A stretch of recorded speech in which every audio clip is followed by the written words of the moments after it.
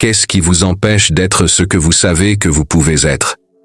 Qu'est-ce qui bloque la transformation que vous désirez tant? Je sais que vous avez déjà ressenti cela. Cette sensation que votre esprit est sur le point de s'effondrer, comme si l'anxiété était tapie dans l'ombre, prête à engloutir chaque instant de votre vie. La lutte intérieure semble interminable, n'est-ce pas? Comme si à chaque pas vers votre propre équilibre, quelque chose vous repoussait en arrière. Peut-être avez-vous essayé de changer, essayé de trouver cette paix qui semble toujours vous échapper.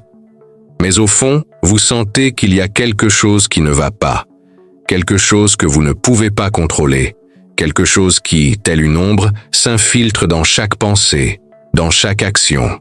Cette douleur silencieuse de l'esprit, qui se révèle dans les petites crises quotidiennes, dans les insatisfactions et dans les frustrations. Vous vous sentez fatigué, fatigué d'essayer, fatigué de lutter avec votre propre esprit. Mais il y a quelque chose en vous, une flamme qui cherche encore la liberté, une liberté que, peut-être, vous n'avez jamais vraiment expérimentée. Qu'est-ce qui se cache derrière cette lutte constante? Qu'est-ce qui se cache derrière ce sentiment de ne jamais être en contrôle? Que votre esprit est une prison dont vous ne pouvez pas vous échapper? C'est la peur de l'impermanence, la peur que tout ce que vous connaissez, tout ce que vous avez, puisse disparaître à tout moment. Cette peur est silencieuse. Elle ne crie pas, mais elle est toujours là, chuchotant. Elle est présente dans vos incertitudes, dans vos angoisses, dans vos préoccupations. Comme Marcus Aurelius l'a dit, ce qui empêche notre liberté, c'est notre vision déformée du monde et de nous-mêmes. La manière dont nous voyons le monde, et surtout la manière dont nous nous voyons nous-mêmes, nous garde enfermés. C'est le véritable ennemi. Ce ne sont pas les circonstances extérieures, mais la manière dont nous les percevons. Et la seule manière de briser ces chaînes est de changer cette vision, de changer la manière dont nous voyons notre propre esprit. Vous êtes-vous déjà demandé pourquoi il est si difficile d'atteindre la paix intérieure? Pourquoi, malgré toutes vos tentatives, l'esprit semble être un terrain turbulent, toujours sur le point de sombrer dans la tempête? La réponse réside dans notre lutte constante contre ce que nous ne pouvons pas contrôler. Nous recherchons la paix, mais nous ne savons pas comment la cultiver. Nous cherchons le contrôle, mais nous ne comprenons pas que le véritable contrôle vient de l'intérieur. La philosophie de Marcus Aurelius, avec sa sagesse pratique et profonde, nous enseigne justement cela. Le contrôle est en nous, dans notre capacité à accepter, à respirer profondément, à lâcher prise sur ce que nous ne pouvons pas changer. Il nous invite à regarder à l'intérieur, à cultiver notre esprit comme un jardinier cultive son jardin. Et ce faisant, nous pouvons enfin trouver cet espace intérieur de paix que nous recherchons tant. Mais voici la vérité. Nous passons tous par là, nous nous sentons tous perdus, désorientés, dérivant au milieu des vagues de notre propre esprit. La différence réside dans la manière dont nous répondons à ces tempêtes intérieures. Nous pouvons nous noyer dans elles, ou nous pouvons apprendre à les naviguer avec sagesse. Le chemin n'est pas facile, mais il est possible. La philosophie stoïcienne, avec sa profondeur et sa simplicité, offre les outils nécessaires pour transformer notre manière de voir le monde et, par conséquent, transformer nos vies. Et ce faisant, non seulement nous trouvons la paix intérieure, mais nous trouvons quelque chose de plus profond, la liberté. La véritable liberté ne réside pas dans le contrôle de tout ce qui nous entoure, mais dans la maîtrise de notre esprit, en acceptant ce que nous ne pouvons pas contrôler et en même temps, en agissant avec courage et clarté sur ce que nous pouvons changer. Et c'est exactement ce que nous enseigne Marcus Aurelius. La liberté commence en nous, la prison invisible de l'esprit. Combien de fois avez-vous essayé d'aller de l'avant, de faire les choses différemment, pour réaliser qu'en dépit de vos efforts, quelque chose vous retient sur place, comme si, peu importe combien vous vouliez changer, l'esprit vous ramenait en arrière, vous traînant vers de vieilles habitudes, des pensées négatives et des émotions qui semblent dominer vos actions. Le poids de la procrastination et de l'anxiété, ces deux ombres qui ne vous laissent pas en paix. Ce sont ces chaînes invisibles qui nous retiennent, et souvent, nous ne réalisons même pas que nous sommes prisonnières en elle. Nous pensons qu'il ne s'agit que d'un manque de motivation, ou peut-être un peu de fatigue. Mais en réalité, il y a quelque chose de plus profond en jeu, une bataille intérieure. Et cette bataille se déroule dans votre esprit, où les plus grands ennemis sont les pensées indésirables qui surgissent sans avertissement, celles qui saboteront chacun de vos pas si vous ne savez pas comment les gérer. Marcus Aurelius nous offre une réflexion puissante à ce sujet. Il dit « L'esprit se contamine avec des pensées indésirables lorsqu'il n'est pas bien discipliné. » Ce qu'il nous dit avec une clarté immense, c'est que l'esprit n'est pas quelque chose qui doit simplement suivre sans contrôle, sans discipline. Si nous laissons les pensées prendre le dessus, si nous ne prenons pas les rênes, nous finissons par nous perdre, laissant notre esprit se perdre dans un tourbillon de distractions et de préoccupations. Nous ne sommes plus les maîtres de notre propre esprit. Il devient notre maître. Ce manque de discipline mentale est ce qui crée la prison invisible. Ce n'est pas le monde extérieur, ce ne sont pas les circonstances, mais notre relation avec les pensées, avec les émotions et avec la manière dont nous réagissons à elles qui crée cette prison. Ce cycle de procrastination, de non-action, de savoir ce qui doit être fait, mais de ne pas avoir la force d'avancer, est plus qu'un simple défi d'organisation ou de concentration. Neuroscientifiquement, ce qui se passe, c'est que le système de récompense du cerveau nous pousse constamment vers la gratification immédiate, au lieu de nous diriger vers des récompenses plus profondes et à long terme qui nécessitent discipline et effort. L'anxiété surgit comme une réaction au manque de contrôle, et la procrastination en est un reflet. C'est une tentative de fuir cette anxiété. Mais en faisant cela, nous créons un cercle vicieux de stress et de culpabilité qui ne cesse de croître.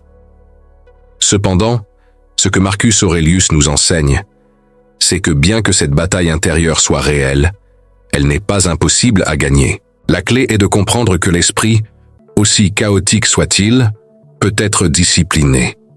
Et c'est à travers la discipline que nous pouvons échapper à cette prison. Il ne s'agit pas de tenter de contrôler tout, mais d'apprendre à contrôler ce que nous pouvons réellement, nos pensées, nos émotions et nos réactions.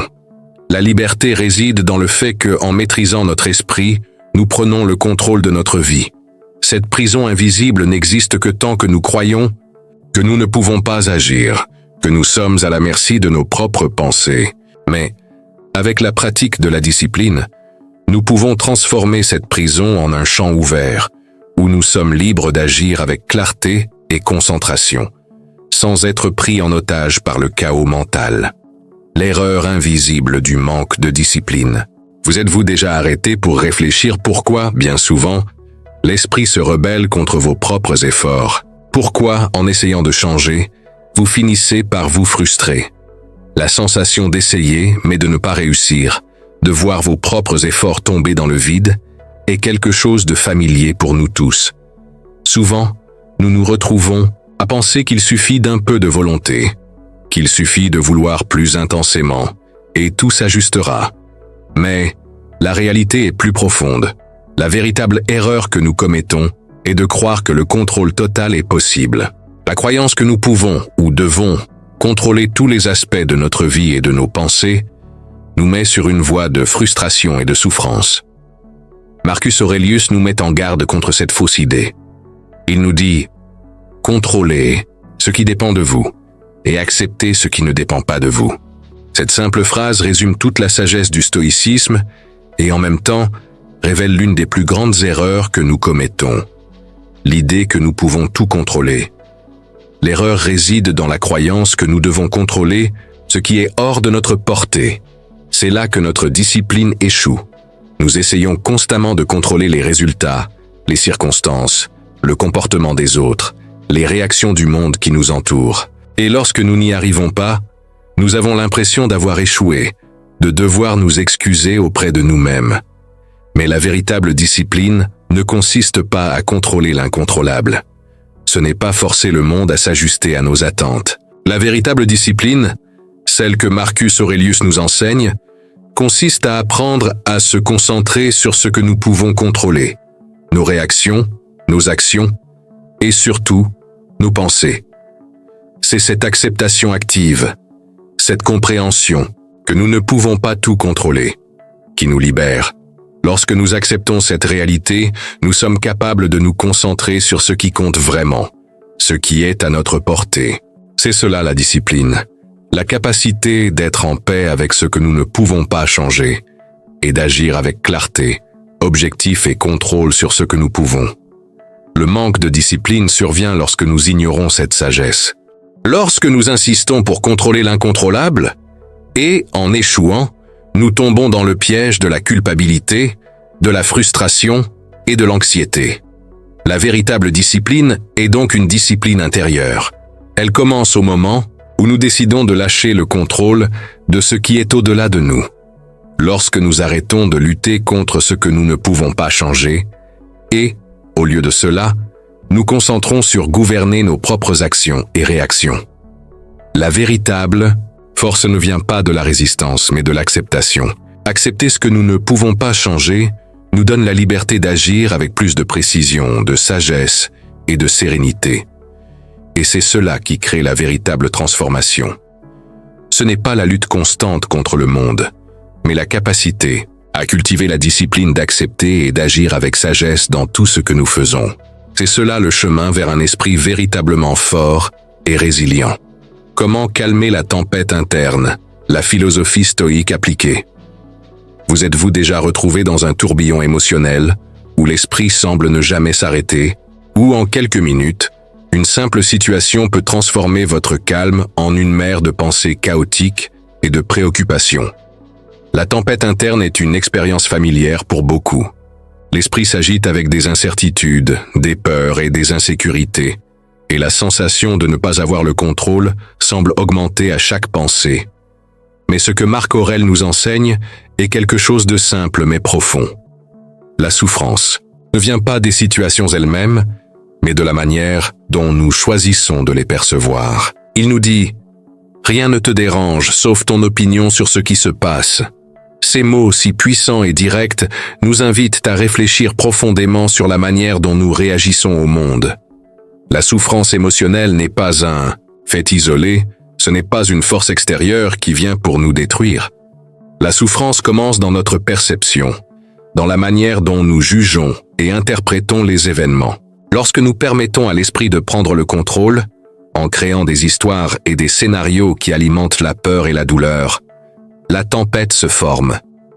Le grand défi, alors, ne réside pas dans la tentative de contrôler ce qui se passe autour de nous, mais dans le contrôle de notre propre esprit, de notre interprétation de la réalité. Voici le principe central du stoïcisme, la transformation de la perception. La philosophie stoïque ne nous promet pas une vie sans souffrance, mais elle nous offre un outil puissant, le choix de la manière de réagir à la souffrance.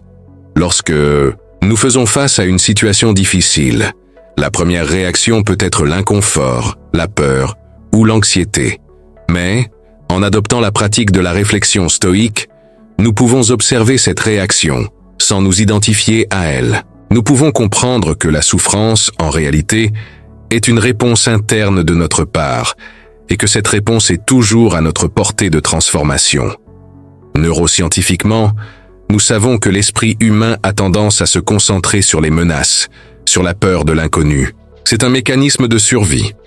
Mais dans le contexte moderne, ce mécanisme nous empêche d'agir de manière équilibrée et rationnelle.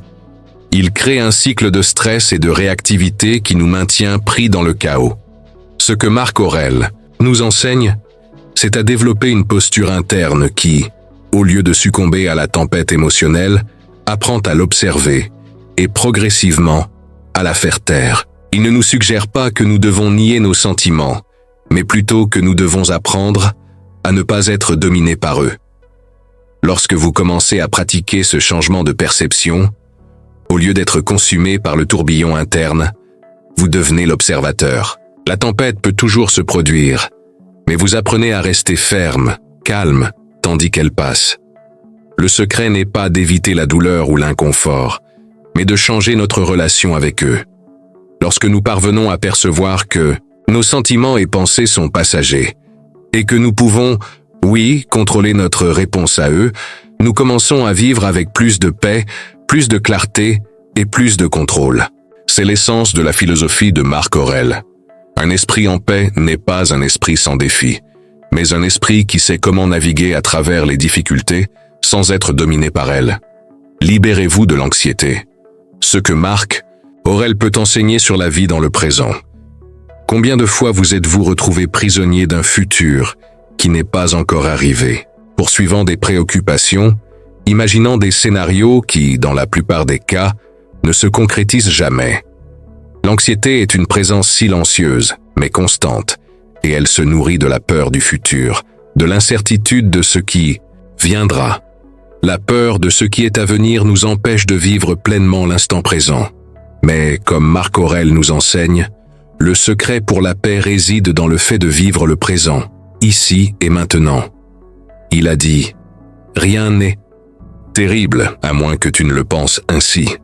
Cette phrase est une invitation à réfléchir sur la manière dont nos propres interprétations créent la peur. Ce qui nous cause réellement de la souffrance n'est pas le futur en soi, mais la manière dont nous le projetons dans nos esprits, avec toutes les incertitudes et insécurités qu'il apporte. Le futur est une idée. Il n'existe pas encore. Mais l'esprit, avec sa tendance naturelle à s'inquiéter, le transforme en un fardeau constant. Nous vivons à anticiper ce qui pourrait mal tourner, ce qui pourrait nous blesser, ce qui pourrait nous faire souffrir. Mais la vérité est que la plupart de cette anxiété ne se concrétise jamais. Le futur, en réalité, n'existe que dans nos esprits.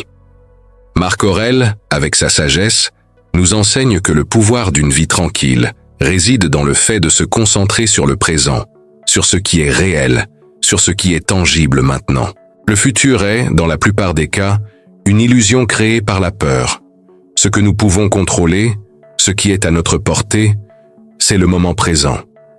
Lorsque nous regardons le maintenant, avec toute sa simplicité et son authenticité, nous réalisons que la souffrance, souvent, est juste une construction mentale. Ce qui se passe en ce moment même n'est pas aussi terrible que notre esprit nous fait croire. La souffrance vient lorsque nous anticipons ce qui n'est pas encore arrivé, et nous nous livrons au fardeau de quelque chose qui, souvent, ne se produira jamais. La philosophie stoïque nous enseigne la pratique de la pleine conscience, mais d'une manière unique. Ce n'est pas la recherche d'un moment idéal ou sans problème, mais une acceptation de ce qui se passe, une acceptation du fait que le moment présent est le seul que nous pouvons vraiment vivre. Marc Aurèle nous montre que nous devons être attentifs à ce qui est devant nous, sans nous perdre dans les projections mentales que l'anxiété nous offre. Lorsque nous arrêtons de lutter contre le présent, lorsque nous acceptons l'instant tel qu'il est, nous ouvrons un espace pour la paix. Et contrairement à ce que l'esprit nous dit, le présent n'est pas un endroit vide ou sans but. Le présent est là où la vie se passe, où nous pouvons agir, où nous pouvons être vrais. Neuroscientifiquement, nous savons que l'anxiété est une réponse du cerveau à l'inconnu, à ce que nous ne pouvons pas contrôler. Mais, en nous concentrant sur le maintenant, en acceptant le présent tel qu'il est, nous commençons à libérer cette tension intérieure. L'esprit se détend, le corps trouve plus d'espace pour respirer et la peur du futur diminue. Il n'est pas nécessaire de tout contrôler autour de nous. Ce que nous devons apprendre, c'est à agir avec clarté dans le présent, sans nous perdre dans des préoccupations irréelles, sans nous noyer dans des possibilités qui ne se réaliseront jamais. La véritable liberté émotionnelle réside dans le fait de vivre pleinement le maintenant, d'agir dans le présent sans le poids constant de ce qui est encore à venir. Cette pratique d'être présent, de vivre l'instant avec l'esprit calme, ne signifie pas que les difficultés disparaîtront. Mais en acceptant ce qui est devant nous, sans la charge de la peur du futur, nous parvenons à répondre avec plus de sagesse et de sérénité. Comme Marc Aurèle nous l'a enseigné, c'est dans le maintenant que nous trouvons notre véritable force. Le pouvoir de l'intention dirigée. Comment adoucir la charge mentale? Dans un monde où nous sommes constamment bombardés de stimuli, où l'esprit semble ne jamais s'arrêter de penser, de vouloir, de désirer, vous êtes-vous déjà arrêté pour réfléchir à ce qui est vraiment important pour vous? Ce que vous voulez vraiment, au-delà des distractions et des pressions externes. Souvent, nos esprits deviennent un champ de bataille de désirs conflictuels. Nous voulons tant de choses, mais au final, cette quête effrénée de satisfaction momentanée crée seulement plus de confusion, plus de frustration. Le vrai problème ne réside pas dans le manque de volonté, mais dans la manière dont nous dirigeons cette volonté. Le désir, sans une direction claire, devient une force incontrôlable, qui finit par générer plus de chaos que de clarté. Marc Aurèle, avec sa sagesse stoïque, nous donne une voie plus claire. Que ton premier acte de chaque matin soit de te consacrer à ta mission. Ces mots portent une immense profondeur. Ils nous rappellent que, pour que notre esprit ne se perde pas dans le flot de désirs qui surgissent tout au long de la journée, nous avons besoin d'une intention bien définie, d'une mission, d'un but qui guide nos actions. Lorsque nous ne savons pas où nous allons, nous nous sentons à la dérive, sans direction. L'esprit, sans un objectif clair, se détourne facilement, se laisse consumer par les demandes extérieures, par les pensées fugaces, par la recherche incessante de quelque chose dont nous ne savons même pas ce que c'est. La différence entre l'intention et le désir est fondamentale. Le désir est une force incontrôlable, souvent basée sur des impulsions momentanées, sur des besoins superficiels. Mais l'intention est différente. L'intention est la capacité de diriger notre énergie de manière consciente et concentrée. Elle est le reflet d'un choix intérieur, d'une décision d'agir selon ce qui compte vraiment pour nous. Lorsque notre intention est bien définie, elle crée un espace dans l'esprit, un espace où les pensées ne deviennent pas turbulentes, où la clarté prévaut. L'esprit ne reste plus prisonnier du chaos des désirs. Au contraire, il s'aligne avec notre véritable mission. Neuroscientifiquement, nous savons que la pratique de diriger notre attention de manière consciente peut réduire la surcharge mentale et diminuer la sensation de stress. Lorsque nous avons une mission claire, une intention dirigée, nous activons des zones du cerveau responsables de la prise de décision et de l'organisation. Cela nous donne le contrôle sur notre propre esprit, au lieu d'être contrôlé par lui. L'esprit devient plus concentré, plus serein, car il sait exactement ce qu'il doit faire. C'est le pouvoir de l'intention. Elle ne donne pas seulement de la clarté, mais elle nous offre également la paix de savoir que nous avançons vers ce qui compte vraiment. Marc Aurèle nous enseigne que le véritable pouvoir réside dans notre capacité à agir avec un but, à se réveiller chaque jour avec une intention définie, et à rester fidèle à cette intention, indépendamment des distractions ou des obstacles. Lorsque l'esprit est guidé par une intention claire, il devient plus puissant, plus concentré. Il ne se perd pas dans des désirs volatiles, mais s'aligne avec ce qui est réellement significatif. Et ce faisant, la charge mentale s'adoucit. Le chaos intérieur laisse place au calme, à la confiance et avant tout, à la liberté. Nous libérons l'esprit de ses prisons internes, créant de l'espace pour qu'il puisse se consacrer à ce qui compte vraiment. Exercice pratique, l'art de l'autoréflexion stoïque. Au milieu du chaos de la vie quotidienne, vous êtes-vous déjà accordé du temps pour regarder à l'intérieur? Vraiment, sans hâte, sans pression extérieure, simplement pour observer vos propres pensées, vos propres réactions, vos propres sentiments? L'autoréflexion est une pratique fondamentale dans le stoïcisme, et souvent, elle est ignorée ou négligée. Nous vivons avec la sensation qu'il faut constamment faire quelque chose, conquérir quelque chose, produire quelque chose. Cependant, le véritable autoconnaissance et la véritable transformation commencent au moment où nous arrêtons pour réfléchir à ce qui se passe en nous. Marc Aurèle, avec sa pratique quotidienne de méditation et d'auto-analyse, nous montre le pouvoir de cette réflexion constante. Il nous rappelle qu'à la fin de chaque jour, nous devons faire une pause et nous demander « Qu'ai-je bien fait aujourd'hui? Où ai-je échoué? Que puis-je apprendre de mes erreurs ?» Ce type d'autoréflexion n'est pas un processus d'autocritique destructrice, mais une manière d'observer et de comprendre ce qui s'est passé et comment nous pouvons nous améliorer. L'objectif est la croissance, l'évolution. Il ne s'agit pas de se blâmer ou de se juger, mais de regarder nos actions, nos émotions et nos réactions avec clarté et compassion, et à partir de cela, de prendre des décisions plus conscientes pour l'avenir.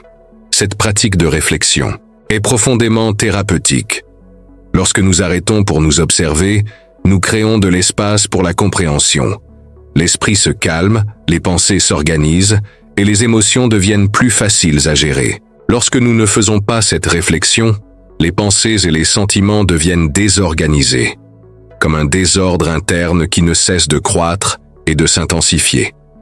Mais, en nous arrêtant et en réfléchissant, nous gagnons une nouvelle perspective. Nous commençons à percevoir des motifs dans notre comportement, nos réactions, nos pensées. Et avec cette perception, nous pouvons faire des ajustements, des choix plus sages, des décisions plus alignées avec notre véritable mission et but. Neuroscientifiquement, l'autoréflexion a également un impact significatif.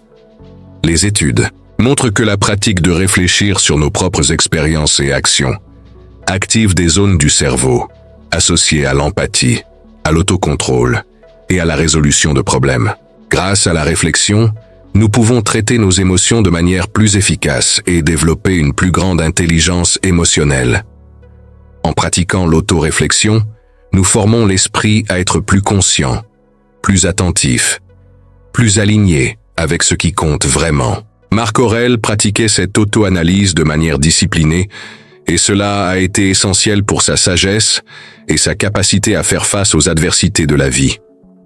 En réservant des moments quotidiens pour réfléchir sur ses actions et ses pensées, il a développé un autocontrôle et une paix intérieure qui l'ont aidé à gouverner un empire et à affronter les défis les plus difficiles avec sérénité et clarté. Il nous enseigne que la véritable force vient de l'intérieur, de la capacité à se regarder soi-même sans peur, sans honte, seulement avec le désir de grandir et de s'améliorer. L'autoréflexion n'est pas une tâche simple, mais c'est l'un des outils les plus puissants que nous puissions utiliser pour atteindre la véritable liberté mentale. Lorsque vous commencez à incorporer l'autoréflexion dans votre vie, vous réalisez que l'esprit n'est plus un terrain chaotique, mais un espace organisé et serein où vous pouvez trouver les réponses à vos propres questions. L'esprit devient plus clair, plus centré, et vous gagnez la capacité d'agir avec plus de but et d'équilibre. Chaque réflexion devient une opportunité de devenir une version meilleure de vous-même. Et à la fin, c'est cela qui nous apporte la véritable transformation. La capacité de regarder à l'intérieur, d'apprendre de ce que nous avons vu et d'agir avec plus de sagesse. La métaphore du stoïcisme, le jardin intérieur de Marc. Aurèle, imaginez votre esprit comme un jardin. Au début, le sol peut être vierge, vide, attendant d'être cultivé. Avec le temps, vous commencez à planter des graines, certaines bonnes, d'autres moins bonnes, mais toutes, d'une manière ou d'une autre, façonnent le jardin que vous verrez plus tard. Ce que vous plantez est ce qui va grandir. Si vous semez des pensées négatives, anxieuses, réactives, ce sera le jardin qui se formera. Mais si vous semez des pensées de paix, d'acceptation, de discipline, votre jardin sera rempli de sérénité et d'équilibre. Marc Aurèle nous apporte cette puissante métaphore, nous rappelant que l'esprit doit être constamment entretenu et cultivé, tout comme un jardin. Il nous enseigne que notre esprit est comme un terrain fertile et que nous devons choisir avec sagesse ce que nous cultivons en lui. L'esprit est comme un jardin, planter les graines du bien, de la paix et de l'acceptation. Ces mots ont une signification profonde. Ils nous disent que la responsabilité de créer un environnement intérieur sain est entre nos mains. Nous décidons, à chaque instant, ce que nous permettons de croître en nous. Chaque pensée, chaque sentiment, chaque réaction est comme une graine plantée dans notre jardin mental. Si nous laissons pousser les mauvaises herbes de la colère, de l'anxiété et de la peur, elles domineront. Mais, si nous choisissons de cultiver la patience, la compassion et l'autodiscipline, ce seront les fruits que nous récolterons. Cultiver. L'esprit exige une attention et des soins continus. Il ne suffit pas de planter une idée positive et d'attendre qu'elle pousse toute seule. Tout comme un jardinier doit arroser, tailler et nourrir les plantes, nous devons aussi prendre soin de nos pensées, en nourrissant les bonnes et en taillant les négatives. La discipline mentale est la clé pour garantir que notre jardin intérieur ne devienne pas un terrain désordonné et stérile. Les distractions, les réactions impulsives, les préoccupations excessives sont comme des mauvaises herbes qui apparaissent rapidement et peuvent prendre le contrôle de l'espace. L'acte de tailler ses pensées est, souvent, une pratique quotidienne qui exige effort, patience et autodiscipline.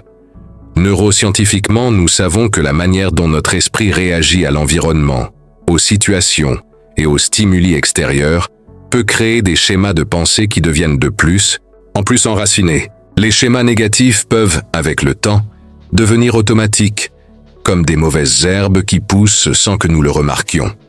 Cependant, tout comme nous pouvons interrompre ces schémas négatifs et planter de nouvelles graines de pensée positive, nous pouvons aussi créer de nouveaux circuits mentaux, plus sains et plus équilibrés.